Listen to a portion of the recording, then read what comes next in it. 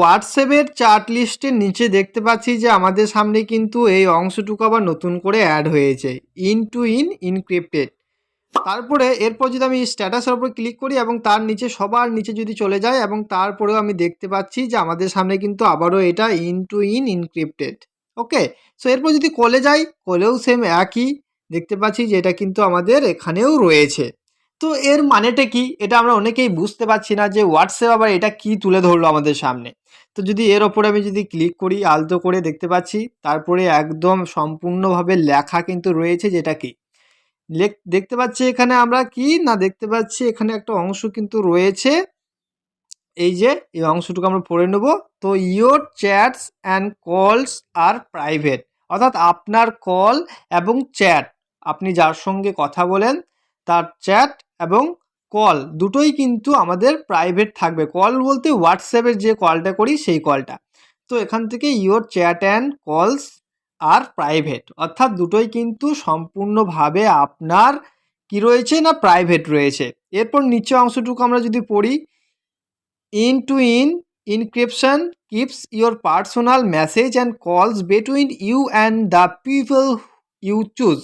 Not even WhatsApp can read.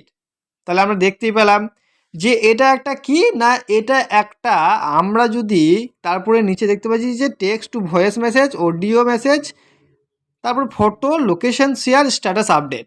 তো এইগুলো যদি আমি আমার কোনো বন্ধু বা প্রিয় মানুষের সঙ্গে করে থাকি, অর্থাৎ হোয়াটসঅ্যাপে কোনো কথাবার্তা বা স্ট্যাটাস দিই বা অডিও কল করি বা ফটো, ভিডিও, মিডিয়া, ডকুমেন্ট যাই পাঠাই না কেন এবং লোকেশন, এগুলো শুধুমাত্র তার আর আমার মধ্যেই কিন্তু আবদ্ধ থাকবে।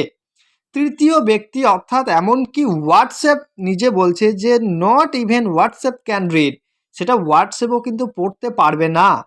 তো আমি ধরুন আমি কোনো বন্ধুর সঙ্গে মেসেজ করছি, এটা শুধুমাত্র সেই বন্ধু আর আমার মধ্যেই থাকবে, থার্ড কোনো ব্যক্তির সঙ্গে কিন্তু এই যে মেসেজ এটা এবং কি হোয়াটসঅ্যাপও সেই মেসেজটা কিন্তু দেখতে পাবে না।